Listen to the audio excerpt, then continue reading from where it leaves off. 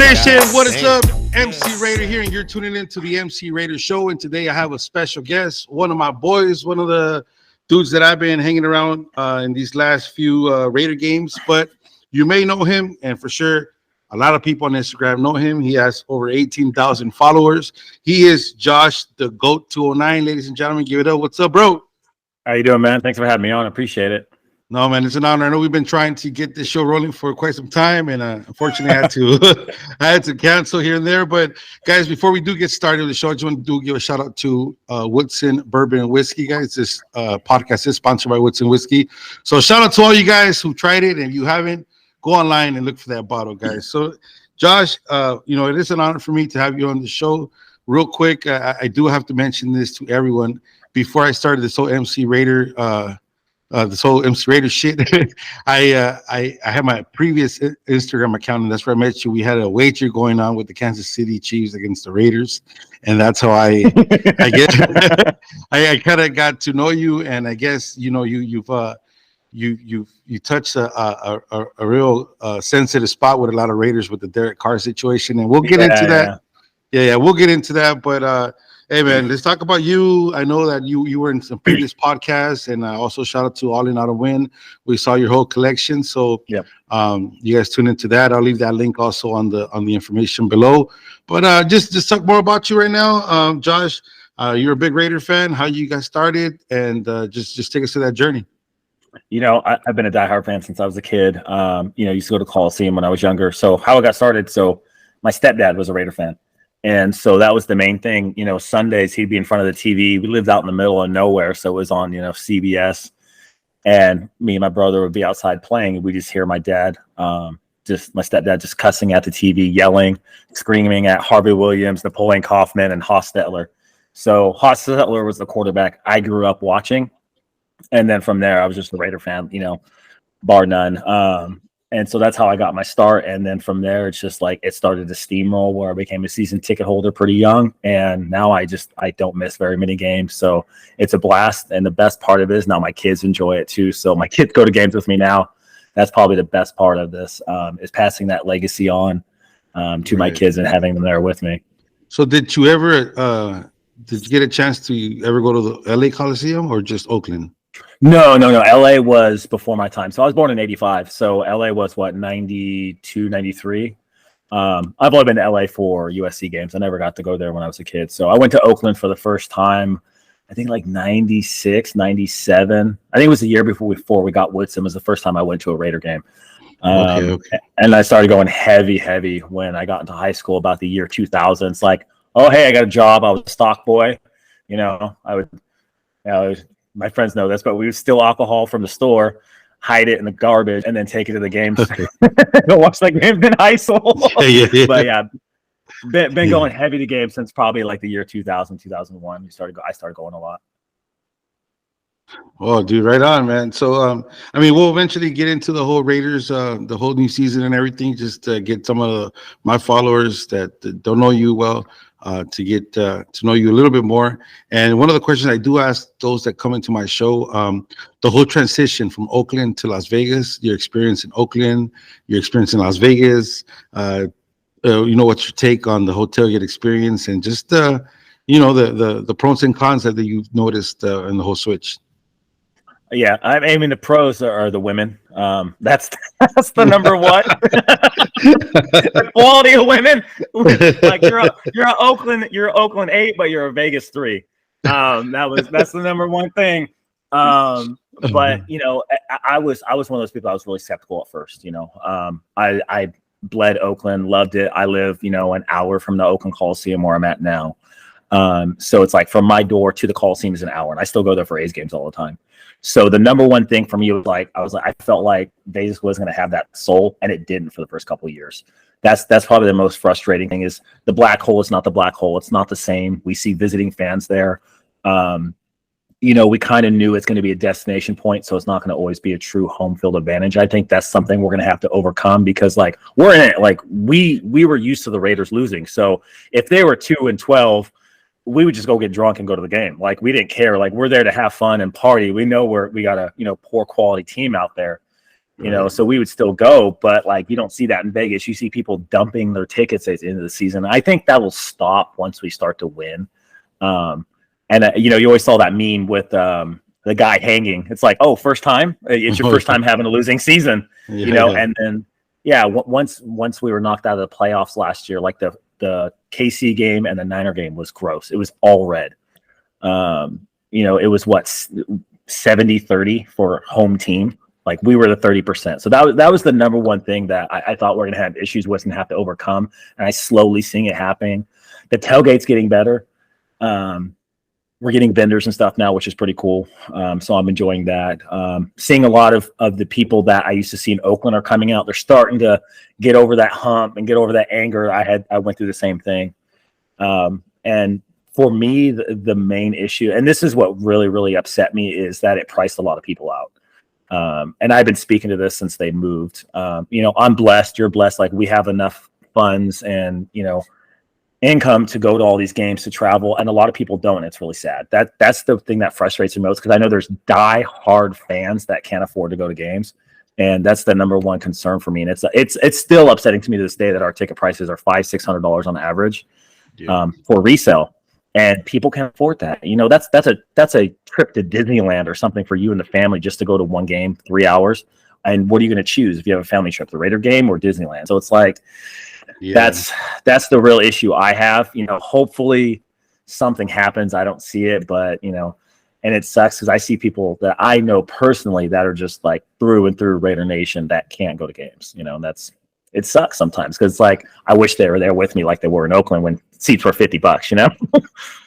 Yeah, no, definitely. You touched on a lot of points, and I hear mainly the same thing with other people I've asked before. But hey, man, hopefully the season, we started okay right now, and hopefully we move forward and have a good season this year. But right before we touch on that subject, like I said, you do have a show out there with All In On Win, and regarding all your collections. Actually, I have this helmet here for a reason. It's my first time that I put it here because of you. Because all this wouldn't happen because of you and Power Raider. It was a very fucking tiring day. But dude, hey man, chase the autos. Talk about a little bit of your collection. I know when you started, and maybe one of the most valuable things you have out there that you know that took you a while to get. Yeah. So I actually pulled something out. So that's why I was like, you know, what makes me different as a Raider fan, and it's my memorabilia. I've been collecting since I was a kid. You know, I started my collection when I was about 7 years old, and I started collecting Raider memorabilia and things like that. And I still have the original autographs that I got when I was 7 and 8 in my garage. Wow. They're in my gym. And I showed Brian those all in on him. And I'm like, yeah, this is the LaMonica photo he signed for me. He gave me a phone call when I was a kid because my mom did his home loan. And then I got to go meet him and stuff like that. So it was pretty cool. You know, he doesn't remember that. You know, I brought it up to him one time I saw him, you know, before he passed. And he's like, wait, he thought I was BSing. I'm like, yeah, you did your loan in Lodi with blah, blah, blah. And he's like, oh. I was like, yeah, it was my mom that did it. And he's like, oh, okay. Yeah. He's like, that was a long time ago. I'm like, yeah, you gave me a call. It was super cool. You signed a couple of things for me, like made my day. You know, so that's probably what really got me started. And, you know, the OCD kicks in. So it's like, oh, I got one. I got to get another, you know, and we always joke, me and my friends, my family, I'm like, hey, it's not drugs, it's not hookers, it's the memorabilia. It's probably a more expensive hobby now. Right. But you know, it's that rush. It's like, oh, I got to get this, I want to get that, I want to get the newest players. I got a cool collection. I bring unique items. So one of the things I focus on when oh, sorry, go. No. I'm just saying, cause it's not for everyone, man. You're like you're a fucking animal. Like you're rare with this shit. Cause I don't think I'll fucking do this again ever. But I know, I know. I'm just saying, I know hanging around with you. I got Carl Weathler's autograph. Like that was Power Raider. Yeah, oh, definitely, man. I'm just saying, but it's people don't know the how tiring it could be. And it becomes a long day just to do this. But hey, man, if it wasn't for you guys, I wouldn't have this awesome memorabilia. Just a small, you know, 2 helmets and some stuff out here. But yeah, so you have Raiders, but you also have other memorabilia, right? Not only Raiders. Yeah. A lot of college stuff. So pretty much anything related college to the Raiders. So I literally have every Hall of Famer that played college. I have their jersey signed, and if they didn't make a jersey because they went to a small school, I had it made, and then I had them sign Wow. it. So like Howie Long, you can't find a Villanova Howie Long jersey. So I went and color matched it. I have a jersey guy, called him up, sent him the pictures, and he made it for me, and I had Howie Long sign it. And the Wow. rarest one I have is Cliff Branch. So I have Cliff Branch's college jersey. He played for Colorado, if you didn't know that. He played where Primetime's coaching right now. Wow. And so I went up to him, and he's like, nobody's ever had me sign any Colorado stuff. I'm like, yeah, I love college football too. It's like second hobby after the NFL. I walked out of that Cliff Branch thing with 50 free autographs from him because he was just like, what do you have? I was like, a trunk full. He's like, bring it. And he just sat there and signed everything for me, handed it to me, talked to me for like a half hour. Like I walked out of there with stacks of stuff I had. Because he's like, nobody's ever had me sign this. So I have a Colorado helmet signed by him too. That's just freaking awesome. I would love to get it's like Max Crosby college jersey signed. Very hard to find. Yeah. Because he went to a small college. He went to Eastern Michigan. So it's just like a Philadelphia green. You see a lot of like fake ones that are made. Yeah. But I think he was like number 92 or something like that. But yeah, that's one thing I don't have. I don't have a Max Crosby college jersey, so that's on the radar. Yeah. So so the GOAT 209, man, where does that come from? So back in the day, I would say when I was in college, I bought a truck. I put that as my license plate. So the GOAT to me is Jerry Rice. It's not Tom Brady. Right. So when I grew up, the GOAT was Jerry Rice. He's the GOAT. He's the best player ever, the best receiver, and he retired when Brady was in his infancy of his career. So yeah, Jerry Rice, man. So he was the GOAT. So that's why I put the GOAT, and I'm from the 209. I put that as my license plate forever. And then when Instagram came out, I'm like, bam, that's my handle. So awesome. it's my gamer tag, it's my Instagram name, all that stuff. But that's what it is. And yeah, it's everything. And so well, I was going that way anyways. When you talk about Instagram, I know a lot of people that followed me, and they're like, "Oh, you're friend with Josh?" They're like, "Oh man, that guy talks a lot of shit about the Raiders." I've been a fan for so long, man. Yeah, I know. And I tell people, I'm a diehard fan, and I give everybody the same treatment when it comes to players. What one person pointed this out, and I just mentioned it. I didn't even remember saying it. I was like, you got to take your Raider goggles off. And he's like, no, it's true, because they're like beer goggles. We get happy or obsessed with mediocre players because we've been bad for so long. And, if you approach it without emotion, like the NFL does, like it's a business, it's a lot easier being a fan because you're like, hey, this guy isn't producing, or this guy's overpaid, or this guy isn't going to cut it. Let's move on. And we've done a lot of that in the past 20 years. So it's like, yeah, I'm a diehard Raider fan, but I'm very critical of the team because I'm tired of fucking losing. Like, I want to have a winning season. Like, yeah. I want to be in the playoffs every year. I want to have a franchise quarterback. I want to be a regular team that's not having off-season issues every year. Right. It's like, look how much stupid stuff we've had since we've been to Vegas. You have Chandler DUI. Jones. Yeah, Chandler Jones. Yeah, DUI. You got a guy brandishing firearms, and you got Chandler Jones getting to his brother's freaking coke collection. I don't know what the fuck he's doing. Like, dude, I'm just like, come on, man. Yeah. So, yeah. So it is like, I think the main thing about you is you say how it is, which I love, because the truth hurts, and people don't like to hear the truth sometimes, and it is the truth. Like, we were so attached to Derek Carr that it was like a brother to us, I guess, and we were like, but when you talk about stats and analytics, you were right on point. And I remember when you came out, you saw I give this guy maybe like 1 year, 2 years, and you hit it right on the nail. And I get the same thing. I make videos. I clown my own team, man. Like, there's a video I made about the Raiders. I said, you know what, wake me up when the Raiders win the Super Bowl, and then I become a fucking skeleton. And then and then like, dude, there's so many Raider fans that were like talking shit, man. Like, oh, you're not a real Raider fan, but I'm having fun with it. But it is true, man. So you gotta have a sense of humor. You have to when you're a team that's what is our winning percentage of the past 20 years? Like 30, 35%, something like that. Yeah, that's horrible. You got to have a sense of humor. You got to have fun with it, because when we go to games, all that ammo from us losing from all those years, the opposing fans are going to talk shit to us. So you got to be quick. You got to be quick shooting things back. You got to quit talking shit, making fun of yourself. And if you're making fun of yourself and joking around, it takes away what they're doing, and they can't. So it's like, you have fun with it. Right. Yeah, and about that, actually, about having fun with it. I mean, I first met you.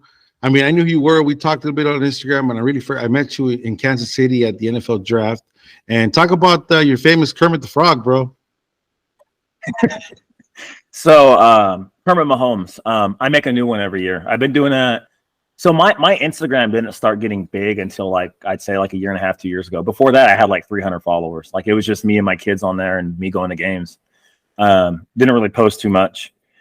So I've been making Kermit Mahomes dolls since like 2017. I make a new one every year, and every year a KC fan wants one. So I usually give it away every year. Yeah. I was like, oh, that'd be hella funny if I had it on my shoulder. So I installed a little magnet, and I had him like a Groot on my shoulder. Yeah. Now I was like having conversations with him and stuff. And this year, freaking ESPN saw it, and they had me throw it up to him, and they were talking to it and everything on the draft. So I was like, dude, that's wild. So I gave it away. So I got to make a new one for this year. But yeah, they have all the pieces on Amazon. So that's fucking awesome, dude. So hey, man, look, hey, we're kind of late, and I don't want to bring the whole Derek Carr. I don't want to bring the Darren Waller shit and Josh Jacobs. I mean, we're all caught up to that thing. But I do want to get your take with the Josh McDaniels becoming head coach to the Raiders after the 1 year with the Raiders and now entering the second year. What's your take on him, and what's your opinion after letting go Richard Bisaccia after becoming a playoff team and then back to a shit show last season? Just what you think? What's your take on that? I didn't think, and I tell people this, like we're talking heads. There's people that make decisions that know a lot more than we do that are actually inside the NFL. Rich isn't a head coach for a reason. We don't know what that reason is. He couldn't get a head coaching gig after taking a team that was completely dysfunctional to the playoffs and competing against the eventual Super Bowl team from the AFC. And he couldn't get a job. There's a reason for it. Just because somebody's liked or a player coach doesn't mean they should be a head coach. So I end up other part of that where I see the other side. The main thing, we're in Vegas. They need to make a splash. They need to get butts in the seats. And I think McDaniels and Ziegler were part of that because, love them or hate them, they're both winners. As far as McDaniels, I trust Ziegler more than I do McDaniels, 100%. Ziegler's brought in talent. He's brought in depth. I think the Jones situation is overshadowing what he's done as a GM. He brought in Adams. He re-signed Jacobs. He got Myers. He brought in Tillery. He brought in Epps. He brought in Peters. He drafted a starting guard in the third round. He's adding depth. He's doing things his own way that he was doing over in New England. And I don't think people are giving him credit for it because he's from New England. So I trust him more than McDaniels. I think McDaniels is on the hot seat this year. If we're competitive, he keeps his job, but that all depends on Jimmy G and our defense. So I don't think they'll fire him this year, to be honest with you, if we're like a 500 team, just because it seems like every 2 or 3 years we have a new coach because we suck for 2 or 3 years. They try to rebuild and then they don't get a chance. Right. And we've had probably some of the most head coaches in the past decade. So they have a very short leash. And I think McDaniels is showing, like last year, our offense was good. It's our defense that killed us. Right. I think McDaniels is showing like, hey, he can run an offense. He just needs defensive players there. I don't think Jimmy G is that guy. I think he's a bridge quarterback, but it just depends how we do this year. If we start, going like, 2-4, 2-5, I think he's going to get axed. But if we're like in the mix at the end of the year, like we were last year, like we had a slim chance in Pittsburgh to make the playoffs. But if we're there, I think he keeps his job. Yeah. So I mean, yeah, I'm with you with that. So I mean, now that we're talking season, yesterday, and those that are tuning in tonight, today's Monday, Josh was in Denver, Colorado, at the game yesterday. Let us know about your experience, and ladies and gentlemen, those that are watching this on YouTube, you'll see a picture here with All In Autumn Wind as he is wearing the silver hood. Yeah, let us know about that and your experience in Denver, man. First and foremost, I was talking to Fitz too, because Fitz sat with me at the game. I told him, just be prepared. Denver fans are the worst. So, and I don't mean that in a shit talking way. They're hard to deal with. They try to fight you. They will try to jump you, and they will threaten you. Like, they're just the hardest fans to deal with. Like, you were at the preseason games, or you've been all over too. Like, we'll joke with Niner fans about, hey, you're gay, whatever. Or we'll joke about Charger fans, you're a bunch of chokers. And they laugh and they shake your hand afterwards. And you buy them a beer. You're BSing. It's part of the game. Right. Denver fans take it to heart and will want to fight you, even for saying the smallest thing. Or I've seen them yell at children. I've seen them throw batteries and snowballs. Like, they're just, it's not even a competition or fun. They take it to the next level of just being dicks. Like, I don't understand. I warn people every time they go to Denver. I'm like, it's bad. Like, it's not an enjoyable fan experience. Beautiful place, great stadium. Has a good atmosphere. They do have some, good fans there. But a lot of people don't travel to Denver because of that. Their tailgating is just whack. It's bad. Nobody shows up until the game's almost. Yeah, nobody shows up till the game's almost starting. Their tailgating isn't really a thing there. But it was a good game. I'm a bit surprised we came away with a W the way we were playing. It was sloppy. It was sloppy to watch, but I expected that with a new quarterback, new defensive players, things like that. So do you think, talking about yesterday's game, you think we should have played Josh Jacobs as much as he got that much playing time for being his first time back? That's the other part. I mean, sink or swim. I think he kept in shape. The dude just ripped out of his mind. He's stocky. He's jacked. He was in game shape. I guarantee he was practicing because he's a contract here. He wants to make that money. But people don't give Denver credit. Their defense is really good. And I think in the years past, you couldn't really box people in. I think we're going to see that a lot more because they're going to force Jimmy to beat people deep, which he's not really good at.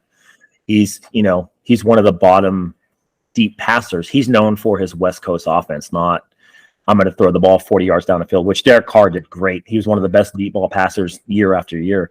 So I think we're going to see that box in more, and then we're going to have to beat him more in the passing game. But I think we averaged like 3 yards a rush. They completely stopped our rushing game. And I was just like, I was surprised. I was like, man, their run D was just killing it.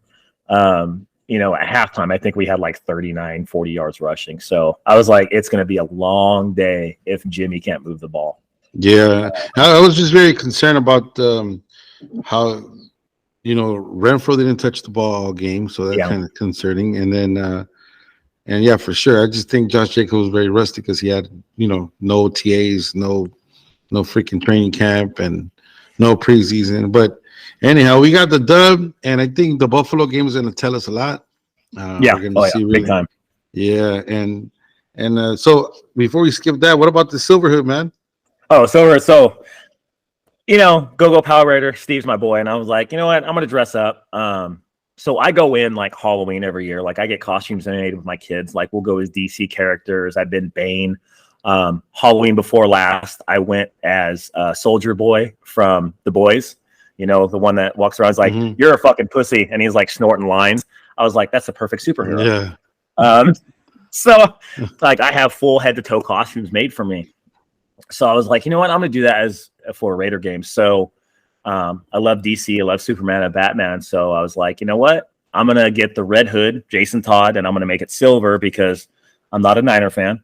And just decided to wear that to the game. So I'll be dressing up in that most of the games this year. I think LA is the only one I can't take a stadium or take my mask in the stadium. So, but it was a lot of fun. I never dressed up for any games my entire life, so that was pretty cool. People taking pictures with you and stuff like that, or like just random people. I'm like, oh, okay, this is cool. This is fun. Yeah, you took the question right off of me, because once you start dressing up, I mean, you're gonna lose a lot of the tailgate experience. It's gonna be more like taking pictures everywhere, man. Get stuff. Oh no, I'm still. But it's about me. I'm still gonna tailgate.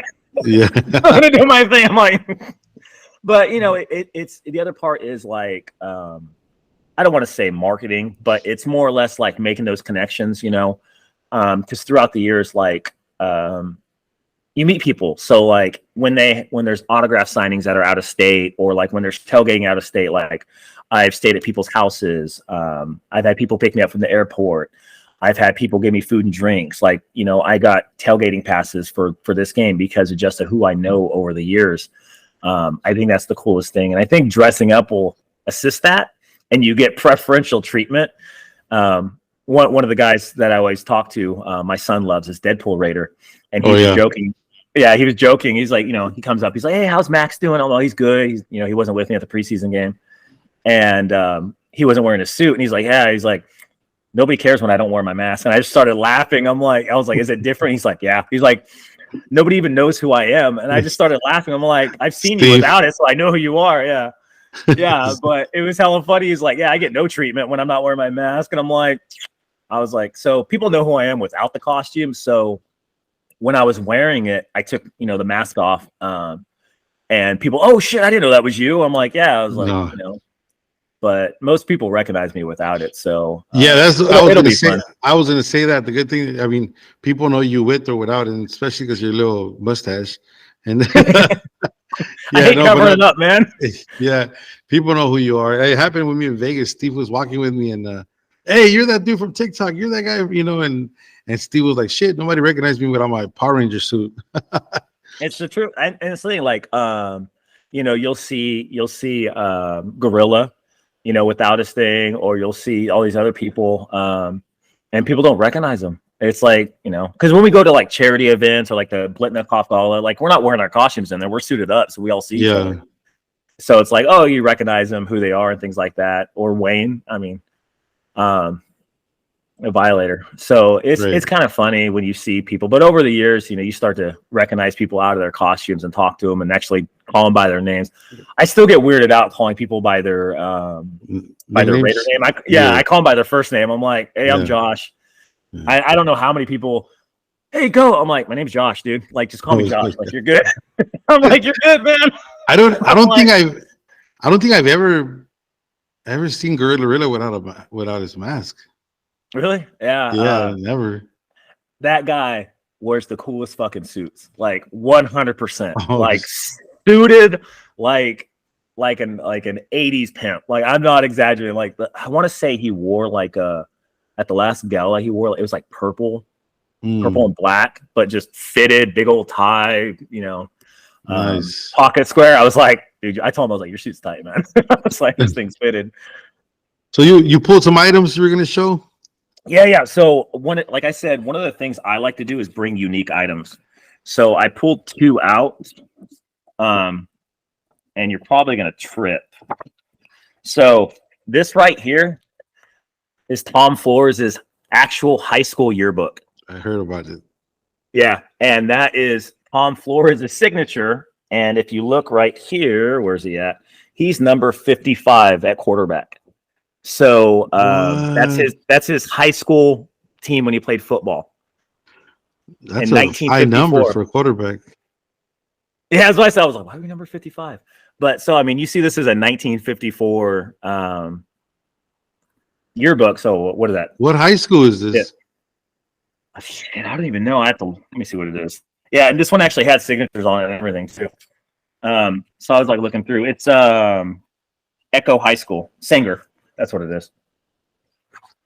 Because he's from the Fresno area, so Sanger. And this is his UOP yearbook. So he went to two different colleges and played football. He played football at Fresno City College, and he played football at what is it called? UOP. So he's one of UOP's quarterbacks. So same thing. This is his. Where's his photo at? Gotta find that good-looking man right there. So that's his high school photo right there. I mean, college photo, and he signed it for me. I don't know about good looking. But no, I brought it to him, and same thing. So this is again when I bring things that are unique. He asked if he could look through it. I'm like, yeah, of course. And if he would have asked me to keep it because he didn't have it, I would have gave it to him, like without question. And he's looking through it. He's like, man, thank you. You brought some really good memories back. He's like, man, I haven't seen some of these guys in years.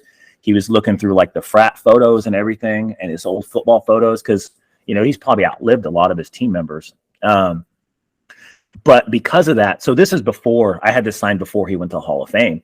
So, you know how they do Raider players, they put them in the Hall of Fame after they pass away.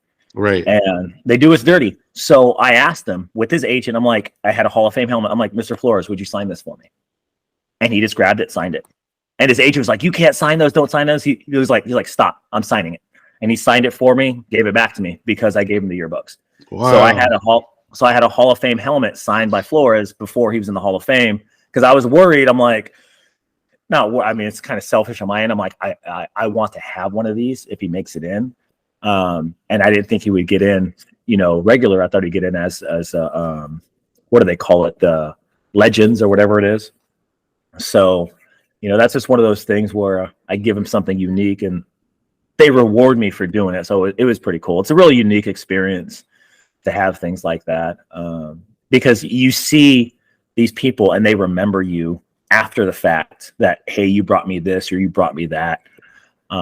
Because it brings back memories. It's not like just, hey, here's a card or here's a Sports Illustrated. They remember the things you bring to them, which is pretty cool. Right. Man, that's awesome. So, man, it's just so much. I want to leave that link here with All In, Out and Win because me and my wife, we've seen it twice and we're just amazed of all the shit you have, man. It's just crazy. And it's always growing. That's the problem. My house looks like a Dave and Buster's, dude. Dude, yeah, that's crazy. Yeah, in fact, I'll edit this out, but I want to get anything like a Derek Carr jersey sign. I know you probably have some extra ones or could find me one. I sold all mine, but I could find You did, huh? Yeah. Yeah, so no, you don't have to edit this out, man. Right. So my son loves Derek Carr. And so the whole Derek Carr thing, like I said, we'll leave alone. Derek Carr was always super nice to me, super nice to my kids. Always took photos with them. Like we were on the sideline watching the Fresno State game. I don't know if you ever saw that. So the Devontae Adams thing. I was on the sideline watching the Fresno State game with Derek Carr and Devontae Adams next to him and his wife and his kids. And I just asked him like, hey, can you take a picture with my son? Took photos with my kid. My son still has those photos in his room. I had Fresno State jersey signed by both of them. So Adams signed a Fresno State jersey. So Derek Carr signed a helmet for me. So all that stuff's still in my son's room, Yeah.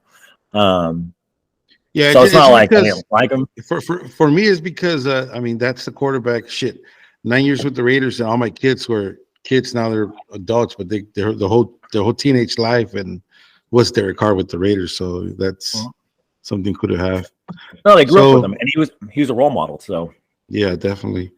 So what do you think, man? What's your I'm not gonna tell you to go game by game, but what's your honest prediction for the Raiders ending of the year? If things don't go our way and we don't beat teams that we're supposed to, I see us being a 6 to 7 win team. I think our cap is 9 wins, to be honest with you, because we have a rough schedule too. That's the other part. If we make it out of week 4, 3-1, and our only loss is to Buffalo, I could see us being an 8-9 win team and trying to compete for a wild card spot. If we lose some of those really bad games down the stretch, so like Green Bay, I thought was going to be an easier game because Love was going to get in this thing. Green Bay looks like it's going to be a rough game now. Miami looks like it's going to be rough with both those wide receivers. So we got some real challenges ahead of us. We got a murderer's row of quarterbacks we're playing too. But I think our peak is 9 wins. We go as far as our defense takes us, and our coverage needs to get better. I think they'll start to gel because you have a brand new starting cornerback with Peters. Then you have Hobbs, who's coming off another year. And then you got a nickel corner in Bennett, who is a rookie. So he's going to progress throughout the year and see if he actually can hold that third cornerback position. And then on top of that, you got a new middle linebacker. Jones is gone, so you got Kuntz starting, and then you got a new strong safety in Epps. So you have 4 or 5 new pieces on defense, not even including Wilson. So we got to see how those players mesh together. And as they get through the year, just like last year, our defense got better at the end of the year, besides the Chiefs game. But it just, our team's going to go as far as our defense takes us. That's what's going to be this year's main goal. Yeah, I think I really do think that is gonna we're gonna know our season this coming game against the Buffalo Bills. I mean, if we go in there and just take a shit and lose like 30-3 or some shit like that, then it's like okay. But if we go in there, even if we lose by a field goal or shock the fucking world and win this game on Sunday, shit, we're gonna go to the old home opener 2-0, could be with chances to be 3-0. Oh, yeah. That's gonna change everything, man. Fucking wild. Nobody's going to be selling their tickets. Everybody's going to be there. You know, and that's the thing. I told people realistically, our first 4 games are going to be rough. I said Denver with Sean Payton's going to be improved. He's not going to dick around with Russell Wilson. Buffalo's a great team. Pittsburgh's on the rise. They look like shit the other day against the Niners. I thought with Pickett and what's the wide receiver? Pickens. I thought they were going to take a step up and do better, and they look like garbage.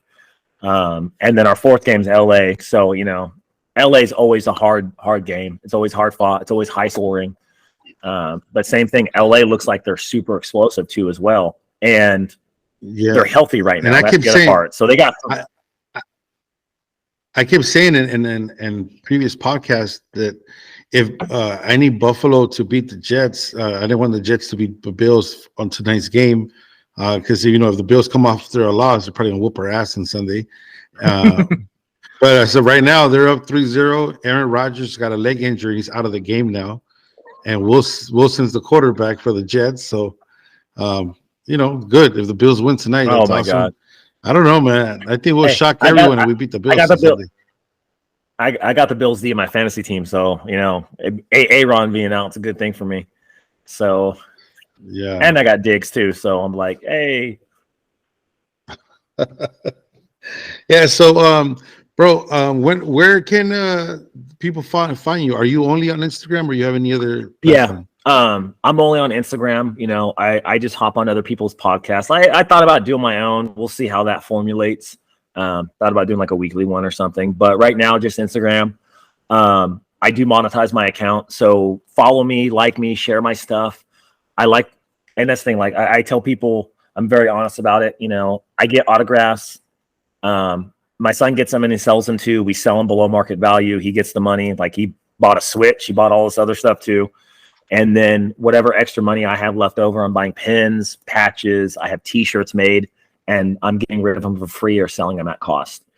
So, you know, which is really cool. So you can follow me on Instagram. It's the GOAT 209, has some underscores in there. Yeah, it's on the screen. People see it on the screen.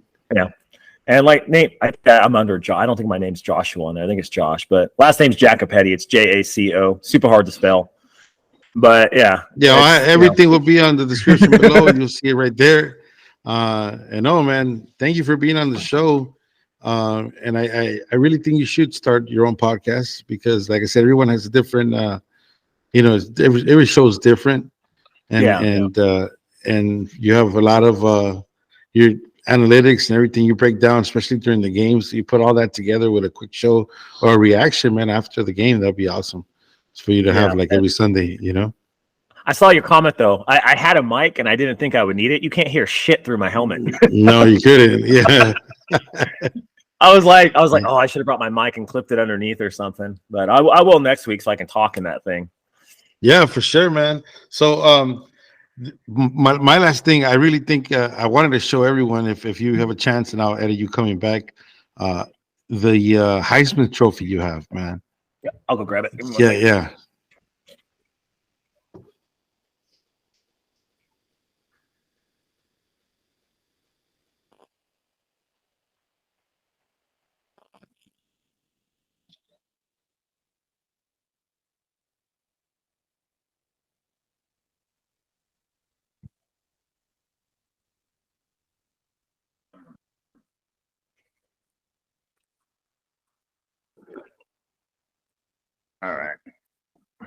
Can you hear me? All right. Yeah, perfect. There it is. All right. Tell us about it. Yep. So this is the Heisman. This is the thing that people probably always gravitate to. There's Woodson's signature. It's kind of dusty. So I had Plunkett, Billy Cannon, and Marcus Allen sign this. For you guys don't know, Billy Cannon was our first Heisman Trophy, and then Tim Brown as well. So this is actually a 1-to-1 replica.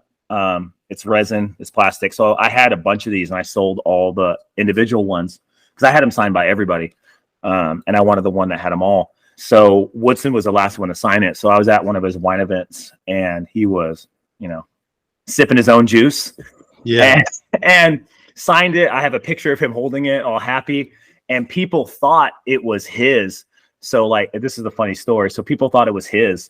And so, I was drinking. I was like, oh, whatever. I didn't know somebody's going to play with it. And somebody almost dropped it. But people were taking photos with it and holding it. And my ex-wife at the time, almost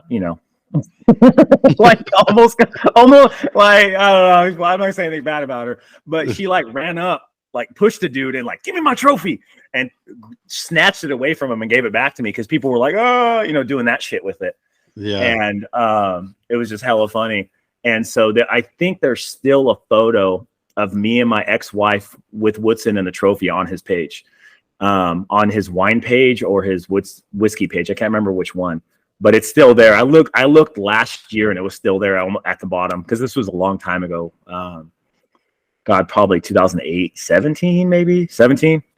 But yeah, this is by far probably the coolest thing I have because he won't sign these anymore. So yeah, I know. So yeah, I ain't getting rid of this. And Billy Cannon's passed away now, so I can't replace that. Bo Jackson's a dick and he won't sign it. He already said no. So.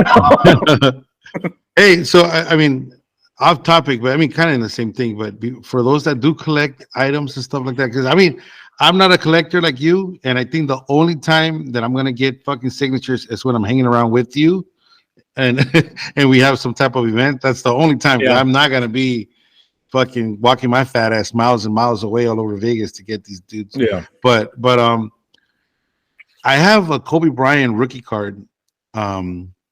But I'm kind of, how do you, I get this question a lot. I'm gonna ask you, is it okay to just mail it out? Because I'm scared about mailing this card out so they could. Is it signed? No, not signed. Oh, okay. So you want to get it graded? Yeah, graded.